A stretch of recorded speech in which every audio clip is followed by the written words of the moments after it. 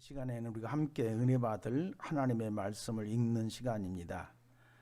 오늘은 구약성경 에스겔서 36장 22절에서 31절 말씀까지 차리셔서 함께 읽도록 하겠습니다. 구약성경 1208쪽입니다. 구약성경 1208쪽 에스겔서 36장 22절에서 31절 말씀까지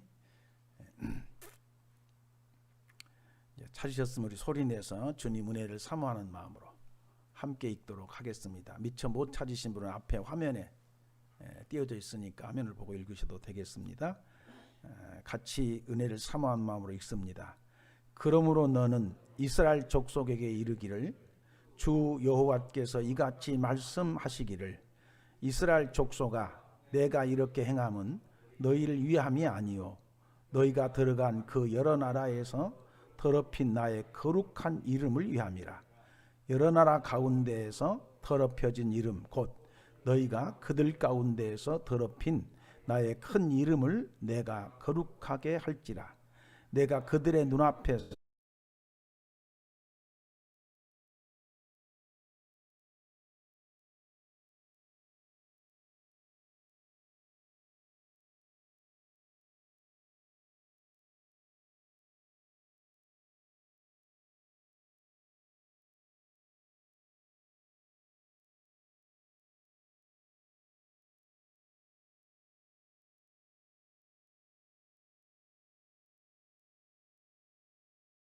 또 새 영을 너희 속에 두고 새 마음을 너희에게 주되 너희 육신에서 굳은 마음을 제거하고 부드러운 마음을 줄 것이며 또 내 영을 너희 속에 두어 너희로 내 율례를 행하게 하리니 너희가 내 규례를 지켜 행할지라. 내가 너희 조상들에게 준 땅에서 너희가 거주하며 내 백성이 되고 나는 너희 하나님이 되리라. 내가 너희를 모든 더러운 데에서 구원하고 곡식이 풍성하게 하여 기근이 너희에게 닥치지 아니하게 할 것이며 또 나무의 열매와 밭의 소산을 풍성하게 하여 너희가 다시는 기근의 욕을 여러 나라에 당하지 아니하게 하리니 그때 너희가 너희 악한 길과 너희의 좋지 못한 행위를 기억하고 너희 모든 죄악과 가증한 일로 말미암아 스스로 밉게 보리라. 아멘. 할렐루야. 우리에게 새해를 주신 하나님을 찬송합니다. 뿐만 아니라 하나님께서 행하실 새 일에 대한 기대와 소망을 가지고 새해를 시작해 하신 하나님을 찬송합니다. 더불어 새해 첫 주일입니다. 새해 세 번째 날 첫 주일인데 신년 감사 주일 예배로 우리를 부르셔서 예배케 하신 그 하나님을 찬송하고 그 하나님께 감사와 경배를 드립니다. 하나님의 은혜를 힘입어서 이 시간에도 하나님 앞에 집에서든 또 교회에서든 어디서든지 영상을 통해서든 예배하는 여러분 모두 위에 이 예배를 받으신 하나님이 큰 은혜를 그 성령으로 말씀을 가지고 만지시는 가운데 부어주시기를 주 이름으로 축원해 드립니다. 우리 옆에 분하고 고개 인사만 이렇게 보시면 새해 복 많이 받으시라고 그런 마음으로 고개 인사만 한번 하도록 하십시오. 감사해요. 서로 인사를 하셨으면 저를 봐주십시오. 보편적으로 모든 사람은 새해가 되면 다 소망을 갖는 것 같아요. 그리고 어떤 소원을 빌기도 하고 그래서 심지어는 동해안이라든지 일출이 좋은 일출을 볼 수 있는 좋은 곳에 올라가서 금년에는 코로나 때문에 다 그런 곳을 그냥 차단시켜가지고 못 가게 하니까 사람들이 안 모였었다만 해마다 보면 사람들이 얼마나 모입니까? 새해 첫 떠오르는 태양을 보면서 뭔가 소원을 빌겠다고.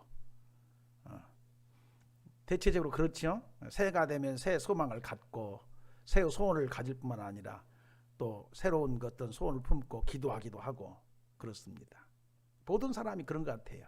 우리나라 사람만 그런 게 아니고 동서양 막론하고 또 지금 사람들만 그런 게 아니고 옛날 사람들도 그랬고 그렇죠? 그런데 저는 가만히 생각해 보니까 안 믿는 사람들이야 새 소망을 품고 소원을 가지되 불분명한 대상. 해가 뭐 오늘만 떴습니까? 어저께도 뜨고 작년에도 뜨고 금년에 내년에도 또 뜨겠죠. 그 해에다가 소원 빌어봐야 그거 뭐 그 소원이 이루어지겠어요? 그런가 하면 막연한 대상, 어떤 정확한 대상도 없이 막연하게 금년 새해에는 이런 게 좀 됐으면 좋겠다, 이렇게 됐으면 좋겠다고 소원을 품기도 하고 빌어보기도 하지요.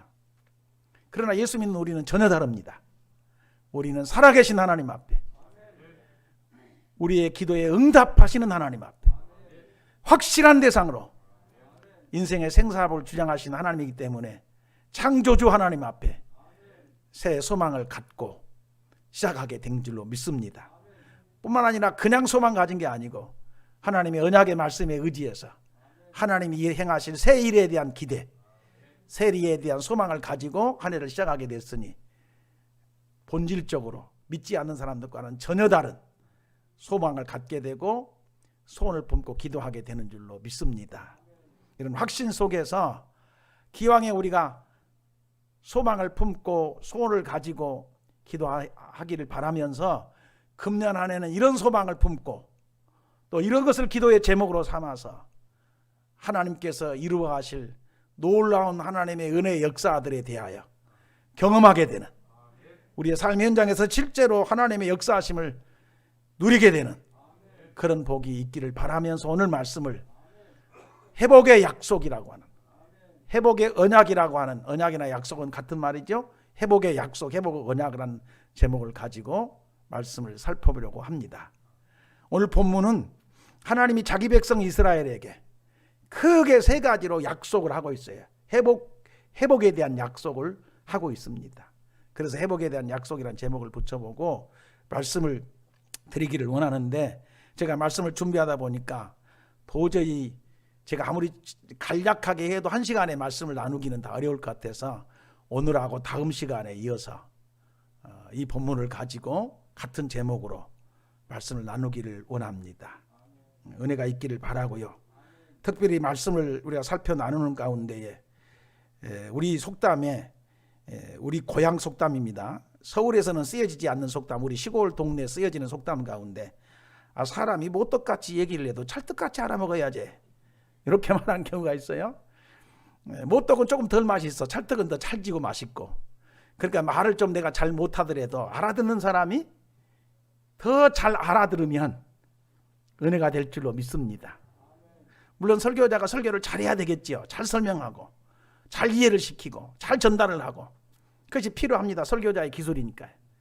그러나 제가 하는 데까 하지만 그래도 못 알아듣는 분이 있을 수 있고 제가 전달을 못할 경우가 있겠는데, 그래도 하나님이 성령으로 찰떡같이 알아듣도록 은혜가 되도록 이끌어 주시는 그런 복이 있게 되기를 축원해 드립니다.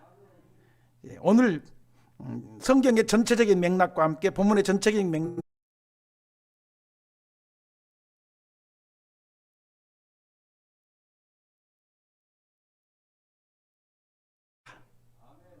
성경의 전체적인 맥락에서 구원은 회복입니다. 넓은 의미로든지 좁은 의미로든지 아니면 본질적인 의미로든지 비본질적인 의미로든지 구원은 회복입니다.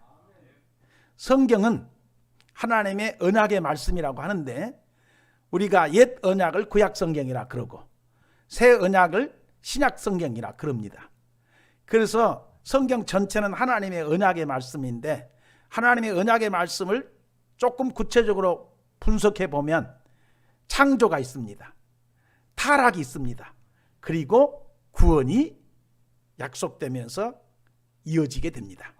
그래서 성경의 세 기둥, 성경의 세 기둥은 첫 번째 창조라고 하는 기둥이 하나 있고, 타락이라고 하는 기둥이 있고, 구원이라고 하는 하나의 기둥이 있습니다.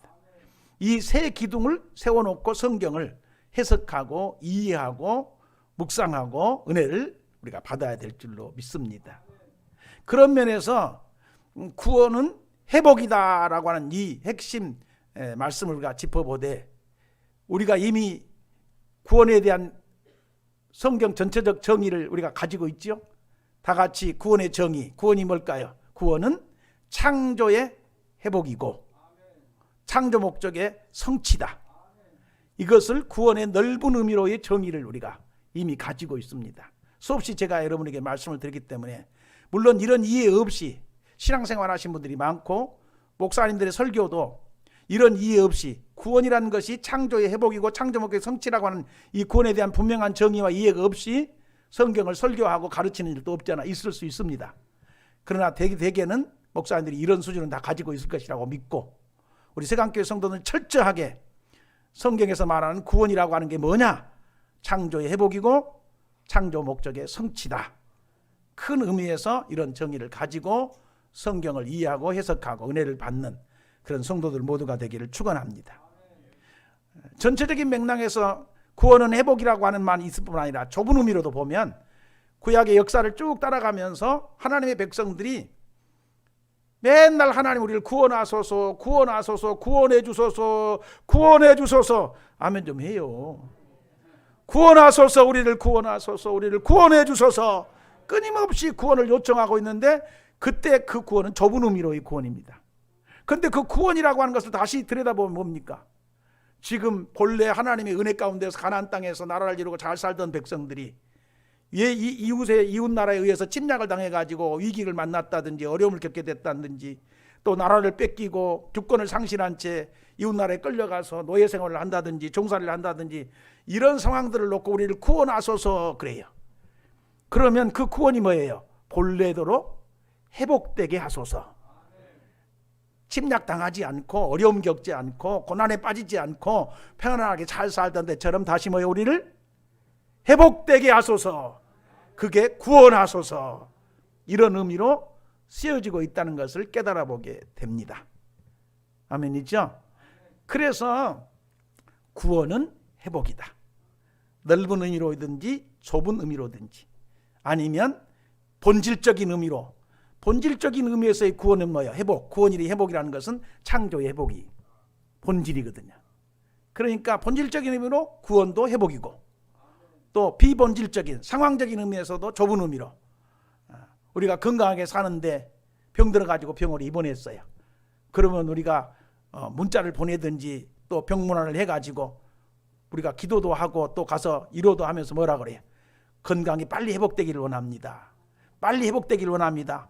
그 말이 뭔 말이에요? 본래 안 아프던 때처럼 건강이 본래대로, 본래와 같이 빨리 이렇게 돌아오기를 원합니다. 그런 의미 아니겠어요? 그래서 금년에는 우리가 하나님이 행하실 새 일에 대한 기대를 가지고 송구 영심에 말씀드린 지난 실화를 했으니까, 금년 한 해는 좀 회복이라고 하는 하나님이 우리에게 복을 좀 주십시오. 본질적인 의미에서 회복의 복을 주옵소서라고 할 때는 예수 모르는 사람들이 다 예수 믿고, 하나님 모르는 사람들이 지금 하나님 알고, 하나님 없이 사는 사람들이 하나님의 백성이 돼서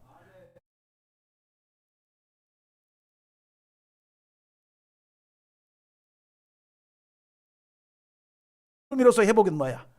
코로나가 없을 때처럼, 코로나 겪지 않는 때처럼 일상이 회복돼 가지고, 일상이 회복돼서 좀 예배도 마음대로 좀 드리고, 얼마나 감사한지 몰라. 이게 요거 없을 때는 마스크 쓰고 찬송 부르고 하려니까 얼마나 답답하고, 이게 목소리도 그냥 시원하게 안 나가고, 또 가만히 있는 사람 모르지만 이게 말을 하고 찬송을 부르면 이게 뭡니까? 얇은 것은 좀 덜하는데 두꺼운 것은 그냥 얼마나 숨이 답답하고 숨이 콱콱 막히고. 그런데 우리 김경주 집사님 이렇게 비말 차단 이렇게 딱 이걸 해놔가지고 마스크 벗고 예배드리니까 얼마나 좋은지 몰라. 나만 좋을 게 아니라 여러분도 다 마스크 벗고 찬송 부르고 마스크 벗고 이렇게 예배를 드리면 얼마나 좋겠어요. 그렇죠? 너무 감사해요. 어쨌든 수고해 주신 우리 집사님께 감사하고, 그런 일상이 회복돼서 마음껏 마스크 벗고 찬송도 부르고 예배도 드리고 사람도 가까이 앉고 그냥 악수도 하고 좀 이렇게 좋아하고 사랑하는 사람들끼리 이제 포옹도 좀 하고 좀 이럴 수 있는 것이 회복되기를 바라면서 우리 함께 하나님 앞에 손을 품고 기도하게 되는 그런 한 해가 될 수 있기를 주의 이름으로 축복해 드립니다. 한번 따라서 합시다. 여호와 하나님이여, 우리에게 회복의 은총을 주옵소서.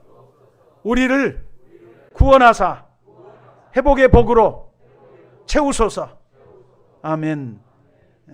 코로나가 다 물러가고 금년에는 좀 그런 기도, 물론 뭐 이제 이렇게 백신을 맞아가지고 이제 집단 방역이 생기면, 집단 면역이 생기면 뭐 이제 이렇게 뭐 걱정 없이 이제 생활하게 되는 때가 올 거라고는 우리 믿습니다만은, 사람이 하는 것은 사람이 할지라도 우리는 하나님의 살아계심을 믿기 때문에 하나님이 회복의 은총을 주셔가지고 방역이 좀 이렇게 코로나가 물러가고 방역이 걱정 없이 생활하고 찬송하고 예배하게 되는 그런 역사가 있기를 소망하면서, 금년에는 꼭 기억합시다. 엎드리면 주여 우리를 회복시켜 주소서, 회복의 복을 주옵소서.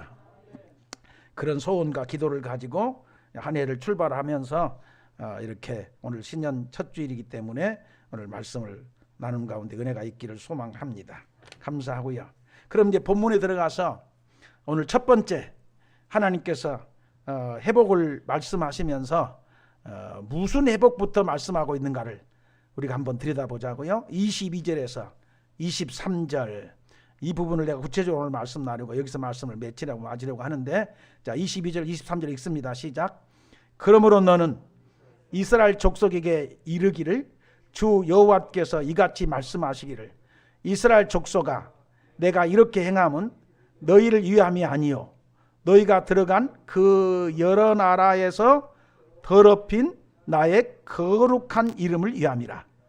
여러 나라 가운데서 더럽혀진 이름 곧 너희가 그들 가운데서 더럽힌 나의 큰 이름을 내가 거룩하게 할지라.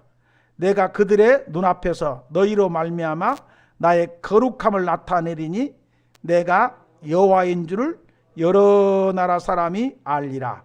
주 여호와의 말씀이니라. 아멘. 우선 본문은 이런 배경을 가지고 있다는 걸 이미 아신 분들은 아시겠습니다만은 한 번 더 설명을 드린다면, 이 본문이 주어지게 된 배경은, 자 24절 한번 읽어볼까요? 내가 너희를 여러 나라 가운데서 인도하여 내고 여러 민족 가운데서 모아 데리고 고국 땅에 들어가.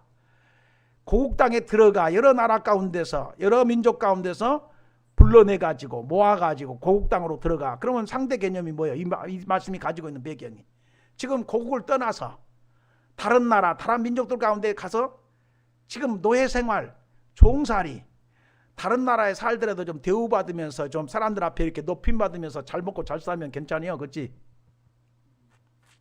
다른 나라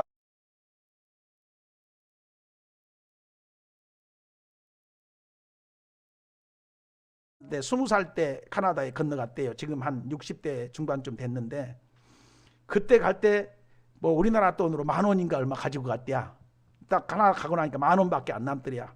그런데 그걸 가지고 이제 빈손으로 시작을 해서 카나다에 가서 열심히 생활하고 일구어 가지고 개인 자가용 비행기까지 있더라고. 집도 크고 개인 자가용 비행기. 이야, 우리 저 성경 찬데만 있어도 얼마나 좋아. 그런데 차는 물론이지만 자가용 비행기까지 있더라니까. 야, 그 정도로 해서 상당히 잘 살아요. 살아도 그렇게 살면 이민 가도 괜찮을 것 같아. 그런데 상당한 많은 분들이 이민 가가지고 아주 어려워. 잘 사는 사람도 있지만은 생활이 무척 어려워. 그래가지고 우리나라에서는 도저히 그런 일을 하라 그러면 자존심 상해서 못할 일도 하더라고. 말하자면 전문 지식을 배워가지고 대학원까지 공부하고 학위까지 가지신 분들이 접시 닦기 해. 식당에 가서 설거지해, 설거지. 그리고 청소하고. 그래야만 소득이 생기고 먹고 살 수 있으니까. 나는 그래서 야, 이런 고급 인력이 우리나라에서는 이런 거 하나만 할 텐데 자존심 상해서도 안 할 거야. 그렇지? 그런데 여기 가서 살다 보니까 이렇게 남의 밑에서 접시 닦기도 하고 설거지도 하고 청소도 하고 이런 일을 하는구나. 그런 정도의 정신과 노력과 수고를 가지고 우리나라에서 하면 잘 먹고 잘 살 것 같아. 안 해서 그렇지. 일자리 없는 것도 아니고 그 정도만, 그런 자세만 가지면, 아니 남의 밑에 가서 접시 닦기 하면서 그런 고급 인력이 할 정도의 그런 자세로 우리나라 가서면 뭐 얼마든지 무슨 일을 할 수 있지 않겠어요? 그런데 그렇게 이제 3D 업종이라고 하는 것은 사람이 없고 외국인들을 데리고 우리가 쓸 수밖에 없는 형편이고, 좋은 직장만 들어가려다 보니까 직장이 있니 없니 하고 막 경쟁이 심하고 이런 거 아니겠는가 싶어요. 물론 지금 코로나 시대 말고 코로나 시대 오기 전에 말입니다. 그래서 외국 가서 살더라도 먹고 살아야 되니 저렇게도 사는구나.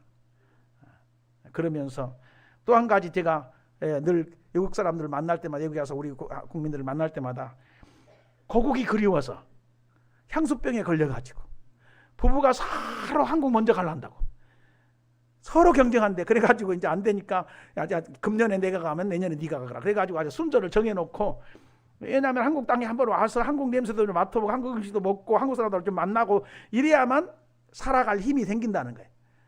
그렇지 않으면 그냥 여러 가지로 정신적으로 여러 가지로 좀 힘든가 봐요. 그래서 고국에 대한 향수를 가지고 있더라고요. 그런 형편들을 들여다보면서 외국 가서도 잘 살면 좋은데 내만 남의 나라 가지고 노예 생활을 한다는 게 이게 보통 힘든 일 아니지 않겠어요? 이스라엘 백성들이 여러 나라에 흩어져 가지고 여러 민족 가운데 흩어져서 노예 생활하고 종살이 하고 있는데 하나님이 그들을 불러내서 고국 땅으로 돌아가게 하겠다. 이런 회복에 대한 포커스를 딱 맞춰놓고 첫 번째 말씀하고 있는 회복이 뭐예요? 우리 22절 23절 읽었으니까 하나님의 이름의 회복입니다. 하나님 당신이 스스로 뭐라 그랬어요? 21절 한번 읽어봐. 21절 앞에 절을 우리가 본문 포함되어 있지 않지만 21절 시작. 그러나 이스라엘 족속이 들어간 그 여러 나라에서 더럽힌 내 거룩한 이름을 내가 아꼈노라. 내 거룩한 이름을 내가 아꼈다. 아멘이죠? 그 다음에 22절 끝부분에 보면 너희가 들어간 그 여러 나라에서 더럽힌 나의 거룩한 이름이라. 내가 거룩한 이름을 위하여 회복의 은총을 주겠다. 나는 이 말씀 묵상하면서 하나님이 우리 앞에 새 일을 행하신다든지 하나님께서 우리에게 회복의 은총을 주신다면 그 가장 첫 번째 이유가 뭐냐? 뭐라고 있어 본문이? 회복을 말씀하면서 뭐라 그랬어요? 너희들 때문이 아니고 내 거룩한 이름 때문에 내가 새 일을 행할란다. 내 거룩한 이름 때문에 내가 회복을 줄란다. 그런 의미거든요. 하나님께서 기적을 행하시고 이적을 나타내시고 회복의 역사를 주시고 우리가 소망하는 대로 사막에 강이 흘러가게 하고 광야에 길을 내서 물이 흐르게 할지라도 그 일을 행하신 첫 번째 이유가 뭐냐고요? 당신의 거룩한 이름의 회복 때문에. 그 다음에 23절도 가서 보세요. 하나님 자기 이름을 어떻게 표현하고 있는가? 나의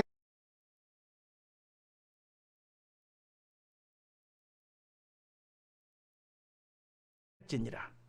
하나님이 스스로 자기 이름을 거룩하다 하고 크다 하고 이 하나님의 이름의 회복을 위하여 기적을, 새 일을, 회복의 은총을 주시겠다고 말씀하고 있는 것을 우리가 확인하게 됩니다.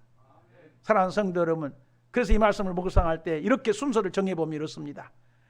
모든 회복은 하나님의 이름의 회복으로부터, 하나님의 이름의 회복이 먼저고 하나님의 이름의 회복이 회복되면 그 다음 단계로 이런저런 회복의 은혜가 우리에게 임하고 하나님께서 은총을 덧붙여 주실 줄로 믿습니다. 그러니 성도가 가장 우선순위로 회복에 대해서 기도를 하되 무엇의 회복부터 기도해야 되겠는가?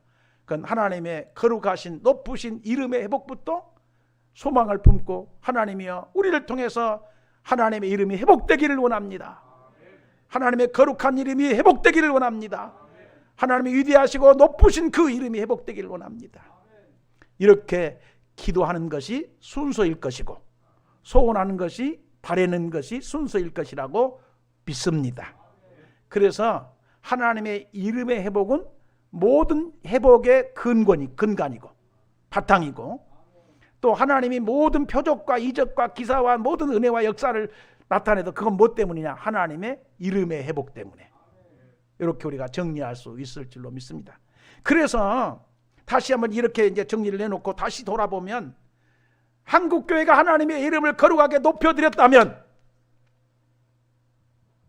이런 일이 있었을까? 지금 우리가 겪고 있는 어려움이 왔을까? 아니 세계 모든 그리스도인들이, 세계의 모든 교회들이 하나님의 이름을 나름 그 지역에서, 그 나라에서, 그 민족 가운데서, 그 사회 가운데서 하나님의 이름을 거룩하게 높여드렸다면 이런 일이 있을 수 있었을까? 질문해 볼 수밖에 없고 의문을 가져볼 수밖에 없습니다. 자취하고 어떻든 그런 것은 본질적인 건 놔두고, 좀 원인은 놔두고, 코로나 사태 때문에 한국 교회가 사회로부터 더 존경받는 교회가 됐으면 좋았을 텐데, 우리 교회는 아니지만, 물론 우리 교회도 모르죠. 누가 비판을 하려고 마음먹으면 비판할 수 있겠습니까?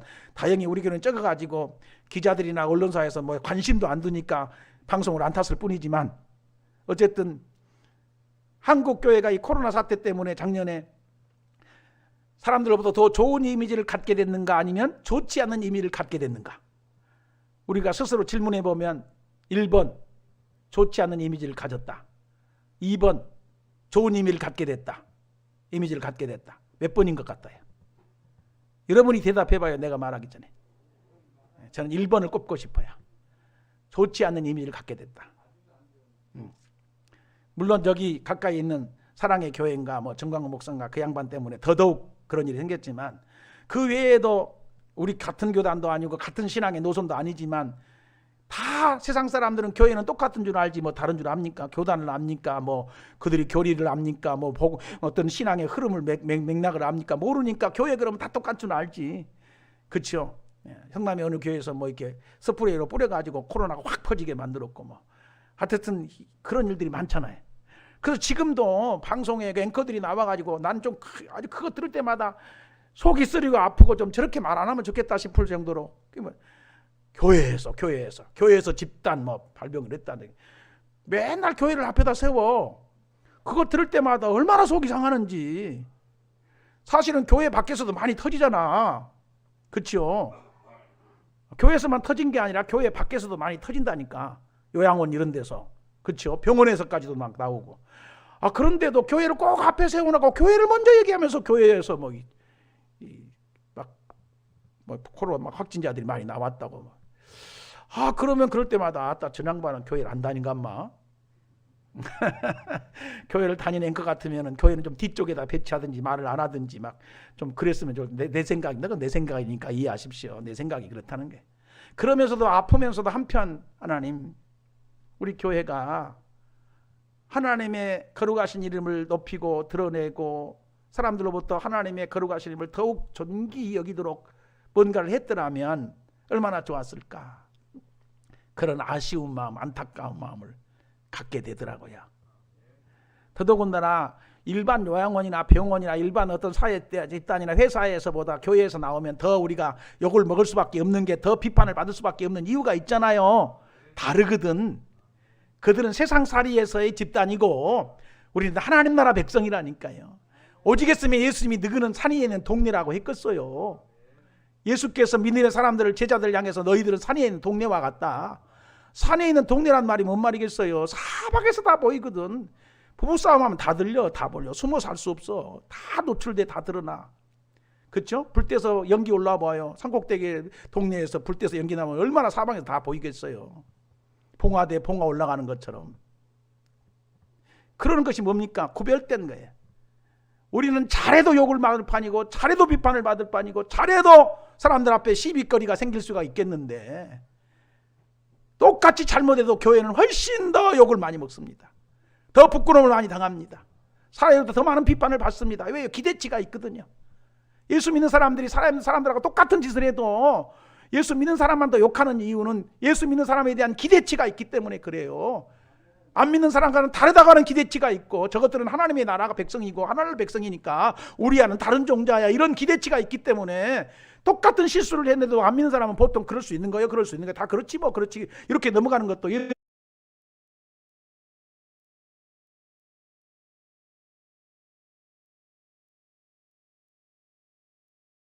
우리는 세상 속에서 하나님의 자녀로 백성으로 살면서 세상 사람과는 다르다고 하는 기대치가 그들에게 있음을 인식하고, 그들의 기대에 우리가 못 미치는 사람이 아니라 기대 이상의 사람으로 뭔가 살아가야 할 필요가 있는 줄로 믿습니다. 그래서 예수 믿는 사람들은 사회 속에서 사명자로 살아요. 사명자로 살아갑니다. 하나님 나라의 복음을 전할 사명자로, 하나님 나라를 일궈야 할 사명자로, 하나님 나라가 땅 위에서 퍼져나가기를 바라는 그런 사명자로 예수 믿는 사람들이 살아가고 있다는 것을 우리가 이해해 볼 수 있습니다. 그러니 교회가 잘해도 욕을 먹을 판인데 오히려 방역에 그냥 문제를 일으켜가지고 더 확진되게 만들고 더 퍼져나가게 만들고 이런 짓을 하니 교회가 욕먹을 써요. 그러면 교회가 욕먹으면 교회만 욕먹습니까? 하나님의 이름이 부끄러움을 당하는 거지. 하나님의 이름이 손가락질 받는 거지. 하나님의 이름이 땅바닥에 떨어진 거예요. 본문에서 하나님이 지적한 대로 이스라엘 백성들이 들어가서 더럽혀버린 하나님의 이름, 하나님의 이름을 더럽혔습니다. 여러분, 히브리 백성들이 하나님의 이름을 더럽히려고 해서 더럽혔겠습니까? 저들이 노골적으로 의식적으로 하나님의 이름을 더럽히며 살았겠습니까? 아니에요. 그들은 이국 땅에 끌려가서도 노예 생활하면서도 그들만의 집단을 이루고 하나님을 경외했어요. 하나님을 찾았어요. 하나님을 예배했어요. 그들 방식으로. 그렇죠? 노골적으로 의식적으로 하나님의 이름을 더럽힌 거 아니에요. 그런데 하나님이 그들이 하나님의 이름을 더럽혔다고 지적합니다. 그 이유가 뭘까요? 하나님의 백성이 현재 당면하고 있는 처지나 그 꼴이 노예 생활하고 종살이하고 이방 백성들에게 불임을 당하고 이런 처지 자체가, 이런 형편 자체가 하나님의 이름을 더럽힌 거예요. 아멘. 한번 생각해, 이렇게 바꿔 얘기해 봅시다. 아주 부잣집 아들, 어떤 큰 회사의, 세계 굴지 회사의 회장님 아들, 아니면 우리나라 대통령 뭐 이렇게 높은 신분을 가진 사람들의 아들이 남의 집 가서 점원 노릇하고 종살이하고 일꾼살이 한다고 해봐.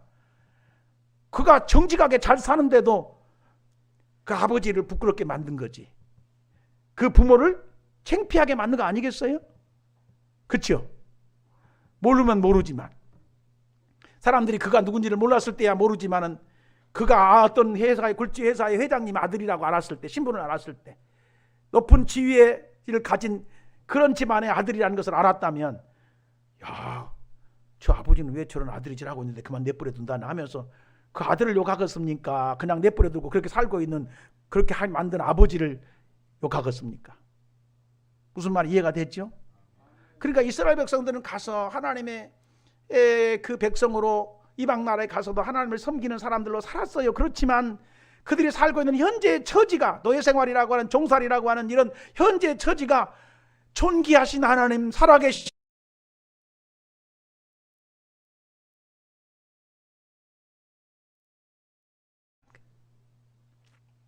이런 맥락에서 오늘 우리가 하나님이 당신의 이름의 회복부터 들고 나온 이유가 뭘까? 당신의 거룩한 이름, 높으신 이름의 회복부터 들고 나온 이유가 뭘까를 들여다보면, 한국교회가 하나님의 이름을 높여드려야 되는데, 외국 내가 잘 모르니까 외국 놔두고 한국교회만 얘기하자고요. 한국교회 주의 종들이나 성도들이나 주의 백성들이, 또 목사님들이, 장로님들이, 권사님들이, 집사님들이 그냥 하나님의 이름을 살면서 높이고 또 높이고 거룩하게 세워드려도 모자랄 판인데, 우리가 그런 것을 높여드리기는커녕 오히려 부끄러운 모습을 보이고 비신앙적 모습을 보이고 불신앙적 태도와 생각들과 사고를 가지고 뭔가를 해가면서 하나님의 이름을 더욱 부끄럽게, 더욱 욕되게 만든 것 아닌가, 이런 점검을 해보면서, 하나님, 우리가 하나님의 이름을 부끄럽게 싸우니, 더럽혀 싸우니, 여호와여 우리를 통해서 우리가 더럽힌 하나님의 이름이 다시 회복되기를 원하나이다. 회복되는 복을 주옵소서. 이렇게 우리가 순서를 잡고 기도해 가는 것이 우선이라고 여겨집니다. 아멘. 그래서 하나님의 이름이 거룩하게 회복되면 그 다음에는 고구마 줄기에 고구마 달려 나온 것처럼 그 다음에 회복의 역사들은 꼬리를 물고 따라오게 될 줄로 믿습니다. 그런 맥락에서 오늘은 우리가 말씀을 붙들 때 성경 전체가 구원을 핵심 주제로 해서 말씀하고 있는데, 그 구원이 회복이라는 사실을 염두에 두시고 본래대로의 회복의 은총에 대한 소망을 가지시고 하나님이 당신의 이름부터 회복하겠다고 하시는 말씀을 회복의 은총의 순서로 우리에게 말씀하게 것을 붙들고 금년 한 해 우리 때문에 하나님의 이름이 회복되게 하소서. 우리 세강교회 때문에 하나님의 이름이 회복되게 하소서. 우리 성도들 때문에 하나님의 이름이 회복되게 하소서. 나 때문에 하나님의 이름이 회복되게 하소서. 우리 가정과 우리 자녀선들 때문에 하나님의 이름이 거룩하게 회복되고 세워지게 하소서. 이런 소원을 품고 이것을 간구하면서 하나님이 반드시 당신의 거룩한 이름을 회복하기 위해서라도 기적을 행할 것이라고, 좋은 일을 하실 거라고, 뜻밖의 일들을 나타낼 것이라고 소망을 품고 신앙생활 해가는 나와 여러분 되기를 축원합니다. 아멘이죠. 그리고 한 가지 덧붙이면, 어디 가서 못하란데 하나님의 이름 내가 부끄럽게 안 만들어야 되니까 못하겠다, 신앙인으로 해서는 안 될 짓은 하지 맙시다. 그거 하면 또 하나님 이름 내가 욕먹히게 해야 되니까. 그렇죠? 그래서 평생 살면서 하나님 이름 높여드리며 살게 하소서. 그게 이미 우리의 기도의 제목이에요. 이미 수없이 제가 그런 말씀을 묵상하고 성도들 가정에 신방하면서도 말씀드리고 설교 시간에 종종 말씀드려서 이해할 것이라고 믿습니다만은, 그냥 마음에 품어요. 내가 살면서 하나님 이름 높여드려야지, 하나님을 거룩하게 세워드려야지, 나 때문에 하나님의 이름이 사람들로부터 존귀 여김받게 해야지. 그것을 위해서 내가 인생을 산다면 그보다 더 바랄 게 어디 있겠어요? 그보다 복된 인생이 어디 있겠어요? 그보다 더 가치 있는 인생이 어디 있겠어요? 아멘이죠? 내가 높아지고 내가 나 사람들한테 드러나고 이건 문제야. 이건 상관없어요. 내가 드러나도 좋고 안 드러나도 좋아요. 내가 뒷전에 물러나도 좋아요. 그렇다면 다만 한 가지 뭐요? 나 때문에 하나님의 이름이 사람들로부터 존귀 여김을 받게 된다면 난 그것으로 만족하나이다. 그것이 그리스도인의 삶의 가치가 되어야 될 줄로 믿어요. 그러니까 이런 소망 가지고 하나님의 이름의 회복을 꿈꾸면서 소원하면서 기도하면서 하나님의 이름을 높여드리기를 원하면서 금년 한 해 시작하면서 가봅시다. 그러면 하나님이 우리 때문에 당신의 이름이 회복됐는데 거룩하게 세워졌는데 그냥 있지 않지 않겠어요? 반드시 은혜를 줄 줄로 믿습니다. 우리 하나님께서 약속하신 새 일, 이름의 회복, 이것이 우리 세강교회를 통해서 나와 여러분들을 통해서 지금 예배하는 우리 모든 성도들을 통해서 가득하게 되는 은혜가 있게 되기를 축원해 드립니다. 기도하십시다. 복의 근원 되신 하나님 우리 아버지, 은혜와 사랑을 진실로 감사하고 찬송하며 영광을 돌립니다. 2021년 새해를 맞이하게 하시고 그 첫 번째 주일 신년 감사주일로 하나님 앞에 예배하면서 우리 하나님께서 회복에 대하여 말씀하시거니와 성경 전체가 구원을 말씀하고 있는데 구원은 곧 회복임을 깨달아 보면서 하나님 좁은 의미로나 넓은 의미로나 금년 2021년 한 해는 이 회복의 은총이, 구원의 은총이 우리들 위해 충만하게 가득하게 되는 한 해가 되기를 원합니다.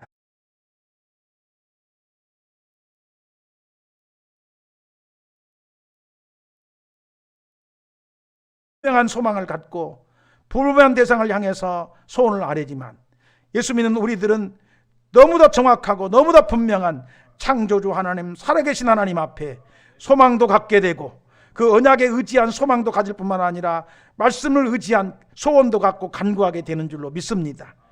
오늘 우리가 말씀을 나누면서 하나님 앞에서 하나님의 거룩한 이름의 회복을 꿈꾸고 하나님의 거룩한 이름의 회복이 일어나면 우리 삶의 회복도 일어날 줄로 믿고 주여 우리를 통해서 여호와 하나님의 그 높으시고 거룩하신 이름이 회복되기를 원하나이다. 이 소원과 함께 이 간구를 가지고 금년 한 해를 살기를 원합니다. 우리 성도들에게 성령 하나님께서 말씀을 가지고 만지셔서 이 말씀이 씨앗처럼 가슴속에 심겨지게 하시고 엎드리면 하나님의 이름의 회복을 소원하게 하시고 하나님의 거룩하신 이름의 회복을 기도하게 하시고 품게 하시고 어찌하면 내가 하나님의 이름을 높여드릴까, 하나님의 이름 높여드리는 것을 삶의 가치로 여기고 살아가게 하셔서 우리 하나님이 우리를 통해서 영광을 받으시고 우리 하나님이 우리를 통해서 크게 기뻐하시는 가운데 은혜를 베푸시고 풍성한 복으로 채워주시는 귀한 역사가 있게 하여 주옵소서. 무엇보다도 2021년은 한국 교회 때문에 이름의 회복이 일어나게 하사 모든 어렵고 힘든 일들이 물러가게 하시고 재난도 떠나가게 하시고 고통스러운 것도 다 떠나가게 하시고 일상이 회복되게 하셔서 마음껏 하나님 앞에 찬양하고 섬기면서 예배하고 마음껏 힘있게 세상을 살아가도록 복내려 주옵소서. 의지하고 감사할 때에 예수님의 이름으로 축복하고 기도하옵나이다. 아멘.